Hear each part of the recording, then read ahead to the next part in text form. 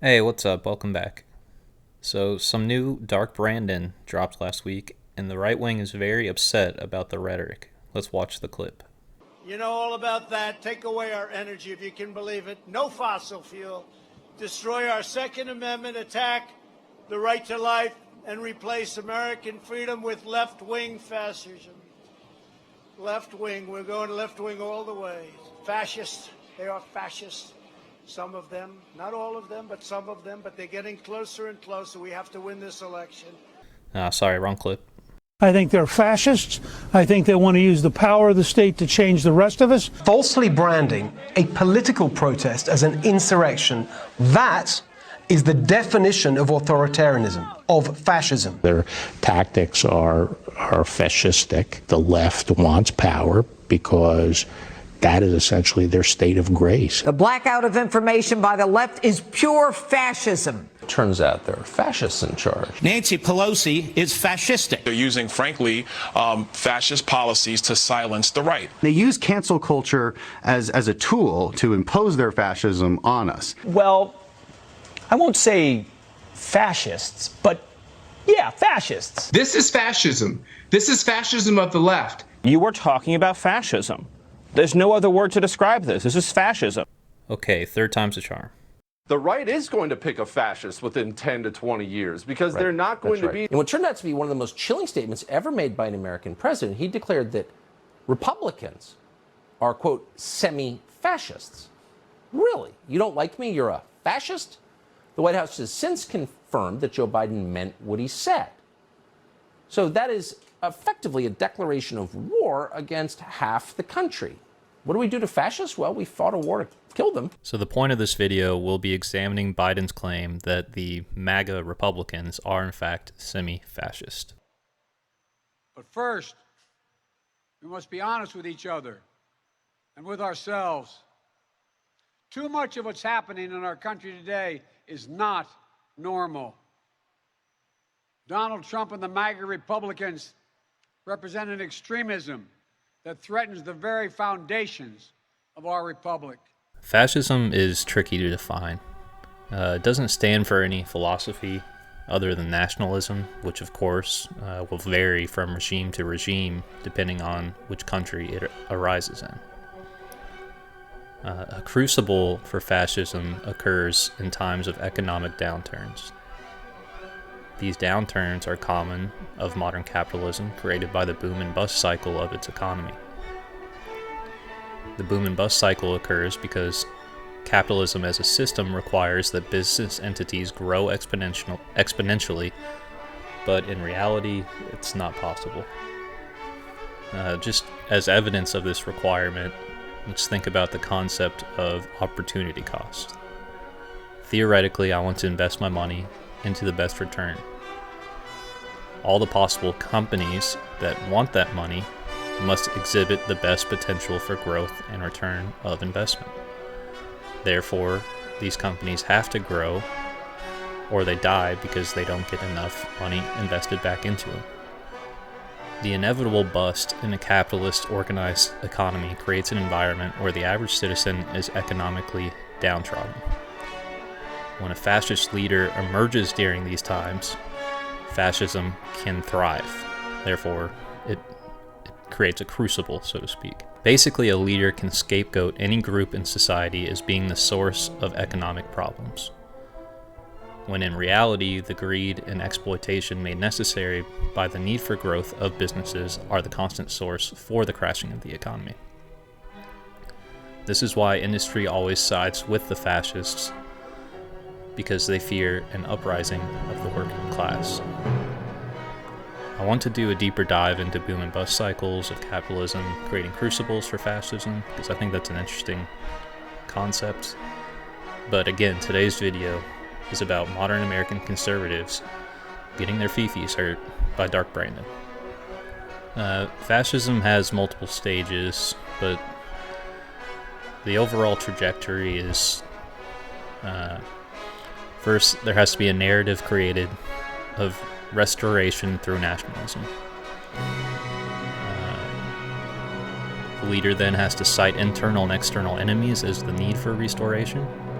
They do do so by using populist rhetoric. They side with the police state and capital owners to maintain power.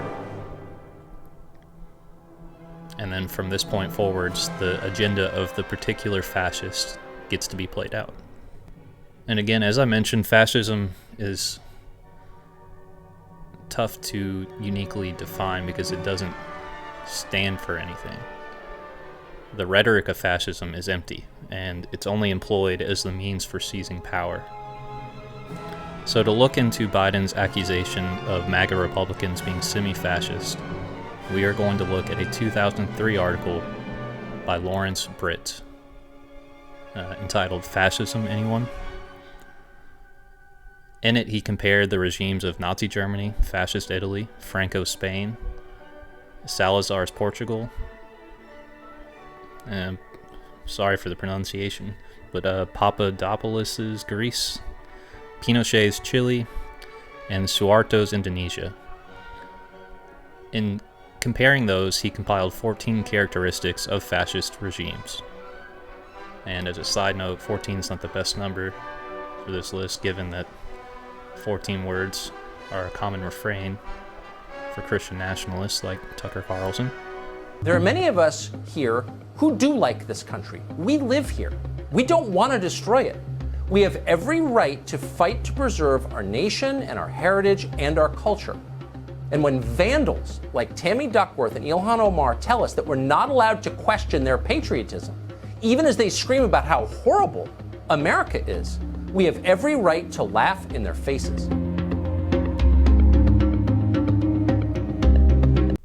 Anyways, we're going to go one by one and play video clips showing how Trump and MAGA Republicans exhibit each of the characteristics.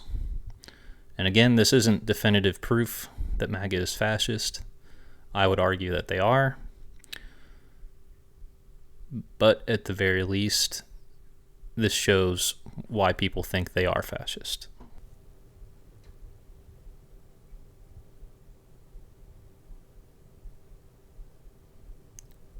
So trait 1 is the powerful and continuing expressions of nationalism. This includes the prominent displays of flags, the fervor to show patriotic nationalism, both on the part of the regime itself and of the citizens caught up in its frenzy. Catchy slogans, pride in the military, and demands for unity were common themes in expressing this nationalism. It was usually coupled with a suspicion of things foreign that often bordered on xenophobia. That's the paraphrasing Lawrence Britt's article. Trump's people were gathering, so I went to Washington, D.C., to the self-proclaimed and self-counted Million MAGA March, where moms for Trump, MAGA dads, and free jazz instrumentalists for Trump converged to do what exactly? The catchy slogans, everybody knows. The point of this video is we're talking about MAGA Republicans, so that's pretty self-evident. That clip showed the prominent display of flags. Clearly, those supporters are eager, have a fervor about them to show their patriotic nationalism. Next, we're going to play a clip of a Trump supporter who's calling for patriotism and, in effect, I would argue, unity. We have Lucas here, who's a Democrat. Respect it. How would you convince someone like Lucas to vote for the president in 2020? What do you think he's doing right? Okay, so my first question is, do you love America? Yes. Okay, because that's a huge problem on the left right now is that they don't love America. They hate Trump more than they love America. So I love my country more than just about anything in the world. And I would say that if you love our country, vote for Trump because he's doing everything he can to protect our nation. Can we unpack that love for America and what does that mean to you, and what about what the president has done makes you think that he loves America? He loves America because of his foreign policy, how he's being hard on our borders, he's being hard on other countries that are disrespecting us and have been for decades, and that's why I love him. I want everybody to be here. I want everybody to love our country as much as I do. So the call for unity was that we're supposed to love our country. I think also it's important to note her evidence of Trump loving the country is only expressed through him being difficult or being tough on alleged enemies like the border or generically undefined other countries. Both of those constitute xenophobia. Let them call you racist. Let them call you xenophobes. Let them call you nativist. Wear it as a badge of honor. Whipping up his base in Phoenix, Arizona, building that wall. President Donald Trump turned around and preached a message of unity to a crowd of veterans in Reno, Nevada. It is time to heal the wounds that divide us and to seek a new unity based on the common values that unite us. While signing a veterans bill before an American Legion convention, Trump held up the military as an example of a unified country. Those who wear the nation's uniform come from all different backgrounds and from every single walk of life. But they are all united by shared values and a shared sense of duty. There, Trump is both taking pride in the military and using it as a call for unity, or at least an example of unity. We will make America strong again. We will make America proud again. We will make America safe again.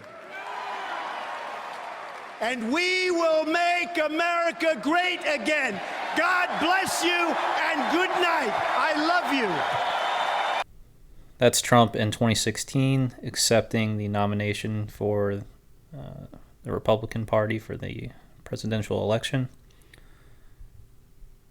Again, there's a clear fervor by him and his supporters to show patriotic nationalism. And as I mentioned in the beginning of the video, he's establishing the narrative that there needs to be restoration. Also, that rhetoric became his slogan and, again, speaks to the use of catchy slogans. Two very different responses to the national anthem. Shortly after these photos were taken, Mike Pence and his party left, missing the game. As the vice president boarded his plane, he explained his actions. I left today's game, he said, because the president and I will not dignify any event that disrespects our soldiers, our flag, or our national anthem. But was this an honest protest or an expensive stunt? A tweet from Mr. Trump suggested the whole thing was planned. There was never any doubt that players would kneel at the game. To make his point, Mr. Pence flew across America twice at considerable cost to the taxpayer. It's really disheartening when everything that you were raised on, everything that I was raised on, was to be the best person I can be, to help people that need help. And the Vice President of the United States is trying to confuse the message that we're trying to put out there. Taking a knee, a protest against the killing of African Americans by police officers, has now turned into a political row, thanks in part to Donald Trump's typically direct intervention last month. Wouldn't you love to see one of these NFL owners, when somebody disrespects our flag, to say, get that son of a off the field right now, out, he's fired. From Capitol Hill to the stadiums of America, the Trump administration is picking one political and cultural battle after another. The president's list of enemies just a little longer every day. Paul Adams, BBC News. Trump and Pence, by accusing the NFL players of disrespecting the flag, the soldiers, and the national anthem, are reappropriating patriotism.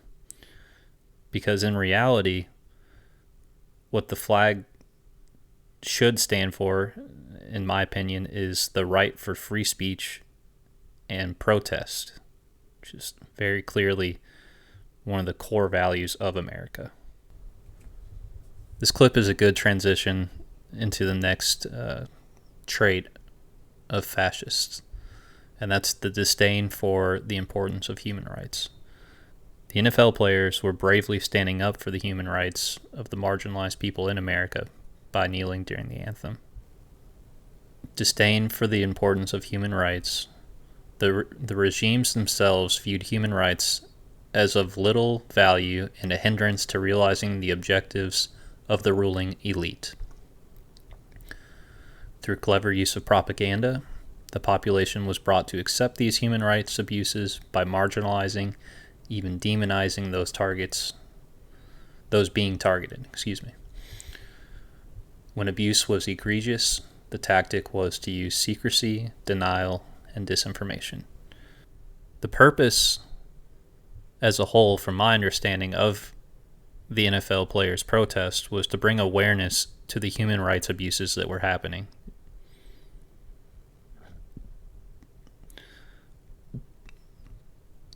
Trump and Pence, by opposing their protests, were in effect marginalizing the significance of the purpose of the protests, which is a roundabout way of supporting the abuses of police.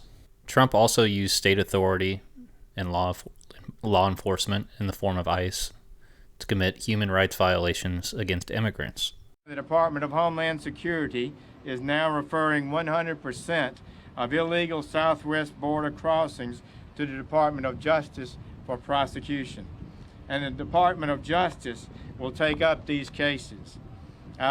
I have put in place a zero-tolerance policy for illegal entry on our southwest border. If you cross the border unlawfully, then we will prosecute you. It's that simple. If you smuggle illegal aliens across our border, then we will prosecute you. If you are smuggling a child, then we will prosecute you. And that child may be separated from you as required by law.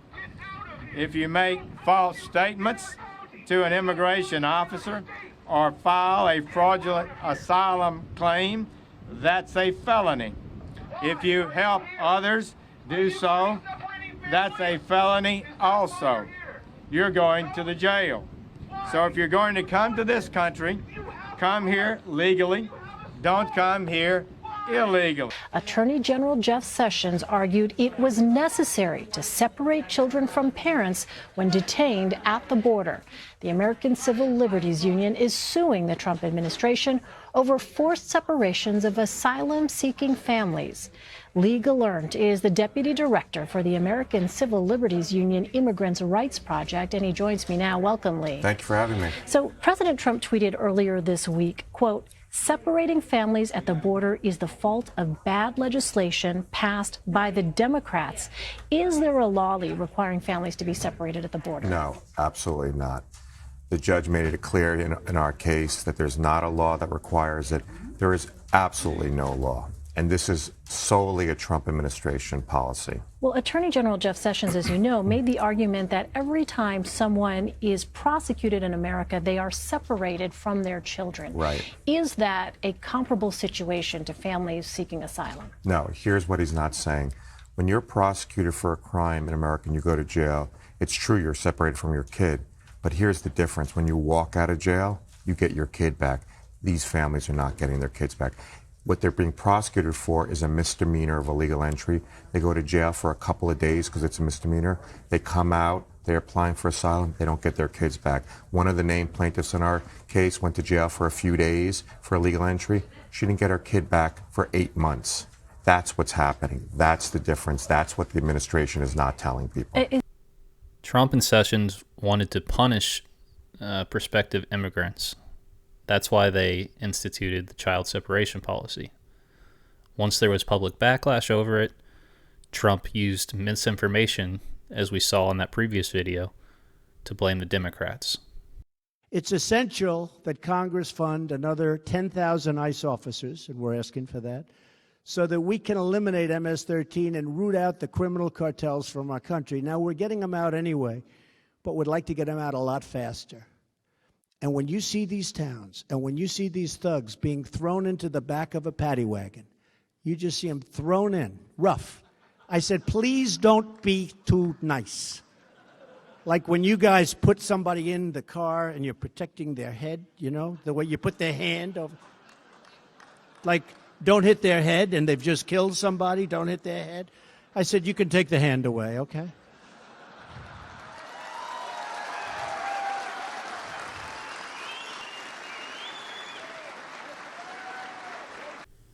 There, Trump was just demonizing undocumented immigrants, classifying them as MS-13 or thugs, and he did so in order to justify his call to violence against them. The act of demonizing a group of people transitions well into our third trait of fascists. That is the identification of enemies or scapegoats as a unifying cause. The most significant common thread among these regimes was the use of scapegoating as a means to divert the people's attention from other problems, to shift the blame for failures, and to channel frustration in controlled directions.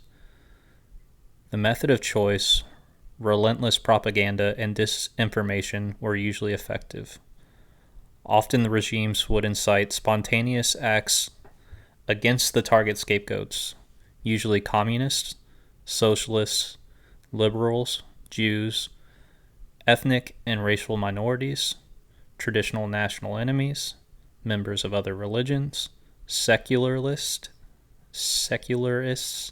homosexuals, and terrorists. Active opponents of these regimes were inevitably labeled as terrorists and dealt with accordingly. We have a moral obligation to admit the world's poor, they tell us, even if it makes our own country poorer and dirtier and more divided. Immigration is a form of atonement. Previous leaders of our country committed sins. We must pay for those sins by welcoming an endless chain of migrant caravans. That's the argument they make. If it sounds like something that some dopey sociology professor at Long Beach State thought up half drunk in the 70s, you're right. That's pretty much exactly what it is. Everything's coming across the border. The illegals, the cars, the whole thing. It's like a big mess.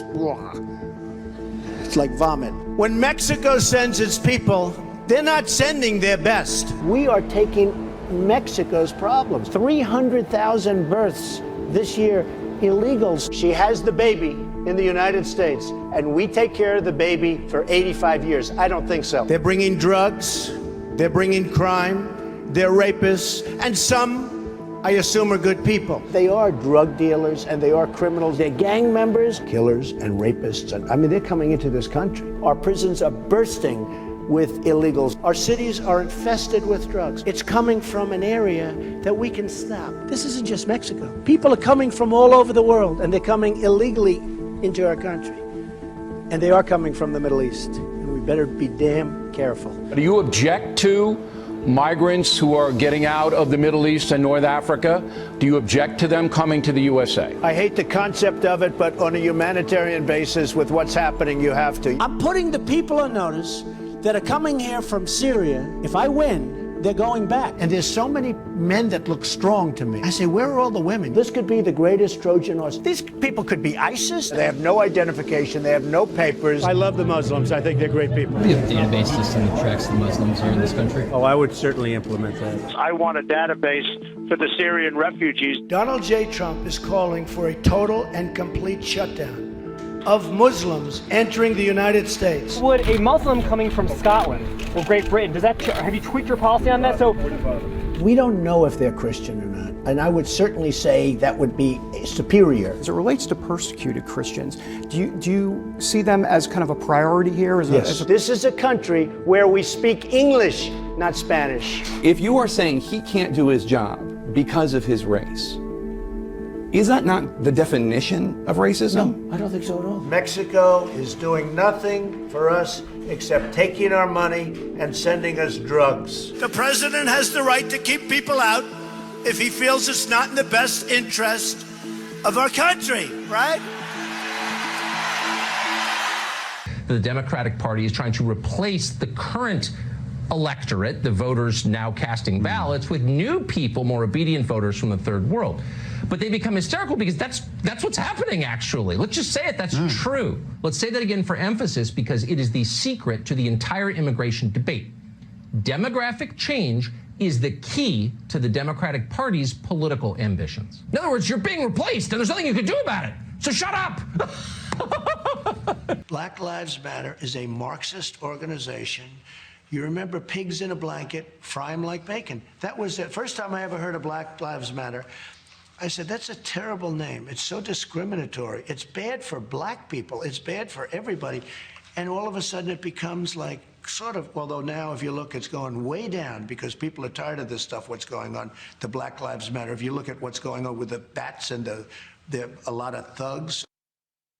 The Washington establishment created globalist policies to move America into the global economy, led by Klaus Schwab and the World Economic Forum. And now the war hawks, globalist elites, and neocons are beating the drums of war. If we had real leadership in Washington, if we had real Americans in Washington that cared about our country, they would be only fighting and legislating and voting and passing laws to stop the globalist agenda, to stop this assault on our values, our freedoms, and our country. We know what matters to every American across this country, and that is our faith, our family, and our freedoms. And we aren't going to lay down to the Democrat communists who want to take those things away from us. Marjorie Taylor Greene. So while the media is going to lie about you and label Christian nationalism, and they're probably going to call it domestic terrorism, I'm going to tell you right now, they're the liars. And if anybody's a domestic terrorist, it's the radical left. They are the domestic terrorist. We could even say the Democrats are domestic terrorists because they funded them and they burned down our city streets and rioted in 2020. So if we're going to put labels on people, we should put labels where they appropriately belong, not on Christians and not on people who love their country and want to take care of it.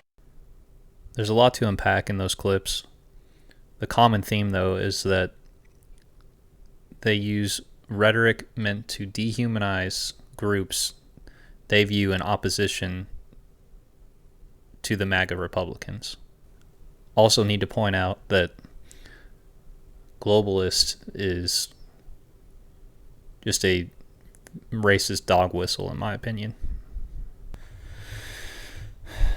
This rhetoric had clear implications. Acts of political violence were carried out on behalf of this rhetoric throughout Trump's time in power. There was a Walmart shooting in Texas where largely Hispanic people were targeted. There was the shooting in Buffalo where black people were targeted based on Tucker Carlson's rhetoric. There was essentially the lynching of Ahmaud Arbery by people who, again, felt comfortable and justified in targeting minorities because of this dangerous rhetoric. And those were just abuses carried out by private citizens, not even counting all of the racially motivated murders the cops carried out during that same time period. The next trait we'll look at is the supremacy of the military and or avid militarism. Ruling elites always identified closely with the military and the industrial infrastructure that supported it. A disproportionate share of national resources were allocated to the military, even when domestic needs were acute. The military was seen as an expression of nationalism and was used whenever possible to assert national goals, intimidate other nations, and increase the power and prestige of the ruling elite. This is just, in my opinion, how America has been, especially since Eisenhower initially warned everyone about the military-industrial complex. Finally, to keep America safe, we must provide the men and women of the United States military with the tools they need to prevent war. If they must, they have to fight and they only have to win.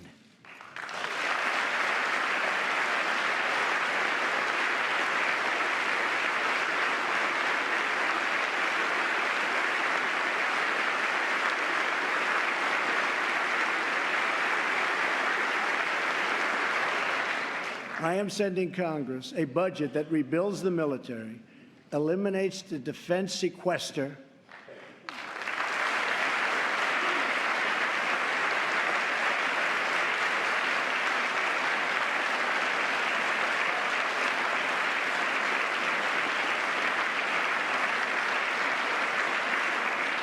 and calls for one of the largest increases in national defense spending in American history.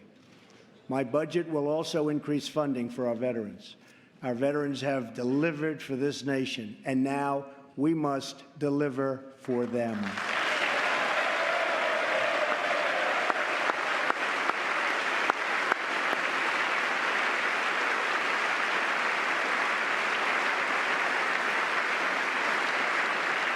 The challenges we face as a nation are great, but our people are even greater.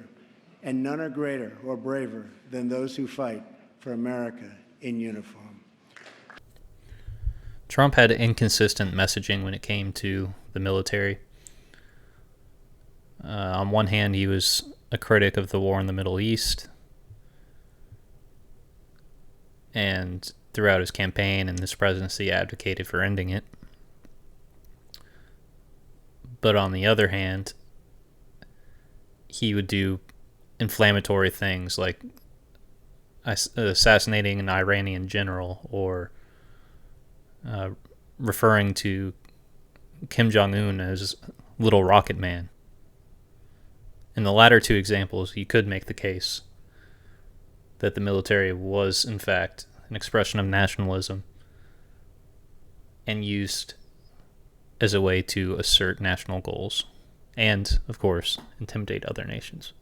Besides the fact that Trump himself was just a huge misogynist, the recent outcome of the Dobbs case really highlights this next trait we're going to talk about, that being sexism and misogyny. Rampant sexism. Beyond the simple fact that the political elite and the national culture were male-dominated, these regimes inevitably viewed women as second-class citizens. The regimes were adamantly anti-abortion and also homophobic. These attitudes were usually codified in draconian laws that enjoyed strong support by the orthodox religion of the country, thus lending the regime cover for its abuses. Thanks, Mr. Prager. I really want your opinion on the 3 Ks of Imperial Germany and later adopted by Nazi Germany. Do you want me to be specific? I'm sure you know what that means. Yeah, I do recall Kinder, Kirche, and Küche, correct? Yes, sir. Yes, sir. And if you would elaborate on children, children, church, and Kinder, Kirche, and children, church, and kitchen. Yes, sir. And, do you think that was a net positive? And also, would you elaborate? Finally, a quick footnote here. I believe we're in the Weimar phase in the United States, equivalent to what I'm going to call the Weimar phase right now. Yeah, well, you have a very pessimistic view. I don't engage in pessimism or optimism. I don't blame you at all for that view, as long as you fight. I don't care if a person's an optimist, pessimist, or like me, neither. I agree with this. Just as long as you fight. So the fact that the Nazis adopted the slogan doesn't make the slogan all that bad. Church, children, and kitchen, they're pretty significant in life. I think it's even better than CEO in a sales department. Why Dennis Prager doesn't push back against embracing a Nazi sentiment, I have no idea. And it's not explicitly clear, but the 3 Ks that they're referring to was how the Germans viewed the proper role in society for women. and those 3Ks were the limit as to what their role in society would be. Men don't like women that act like men, unless they're gay, right? I mean, that's literally like, they're not looking for women that act like men. And it's something that people won't tell you. It's like, this is one of the great lies of modern feminism, is that these women get on this corporate ladder believing that it makes them more attractive to men. Like, a man is not looking at a woman going, well, I hope she makes 6 figures, right? They're looking at a woman and they're thinking, is she going to be the mother of my children? I'm telling you, it's like this weird lie that has been implanted in everybody's head. The more successful I become, the more men are going to want me. And in reality, what it really does is it makes men feel smaller in a lot of ways. Not saying that you shouldn't want to have success in your life, but when you're trying to be a man, they don't know what their role is. You guys are now polarized pieces of each other. You know what I mean? You're fighting against each other as opposed to having this symbiotic relationship. Planned Parenthood should absolutely be defunded. Do you believe in punishment for abortion? Yes or no, as a principle? There has to be some form of punishment. For the woman? Yeah. I don't know any other counties that are more Bible Belt conservative than this district. And it's the Overton window. They have AOC in Congress on the left. And what we have done is become comfortable with what is okay in our society. I am not comfortable with the transgenders, the kids that they brought in my classroom, when they said that this kid is transgendering into a different sex, that I couldn't have kids laugh at them, like I couldn't have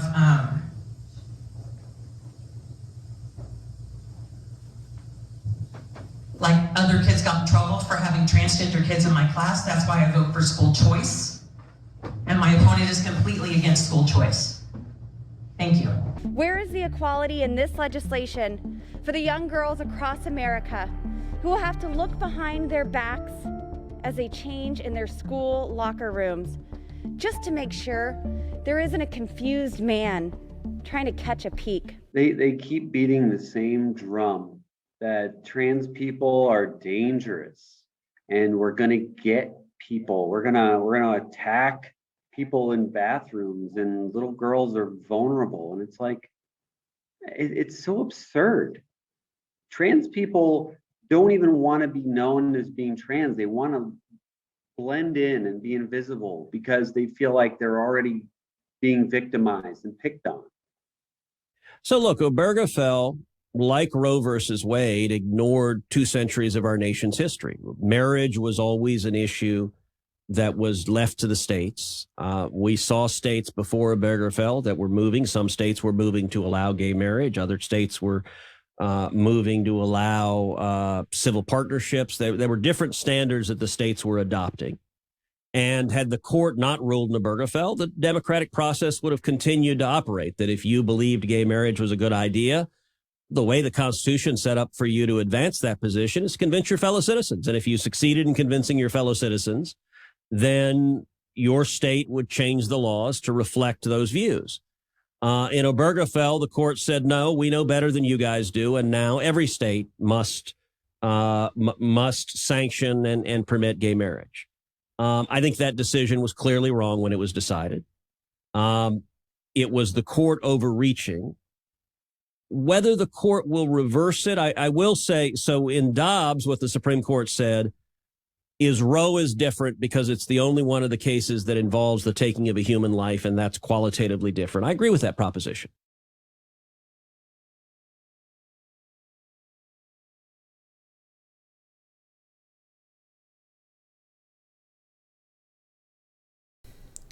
The misogyny, transphobia, homophobia in those clips, pretty obvious. I do want to make the larger point that the right's embrace of transphobia recently is kind of a mechanism to bridging the gap back to normalizing homophobia.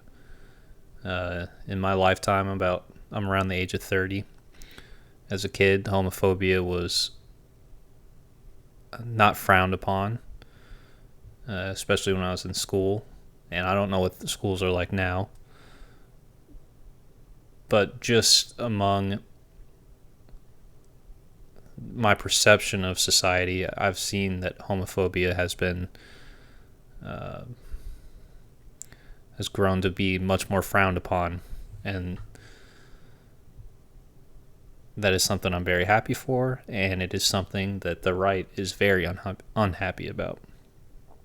We're already close to 40 minutes, and we're only through 5 of the 14 traits.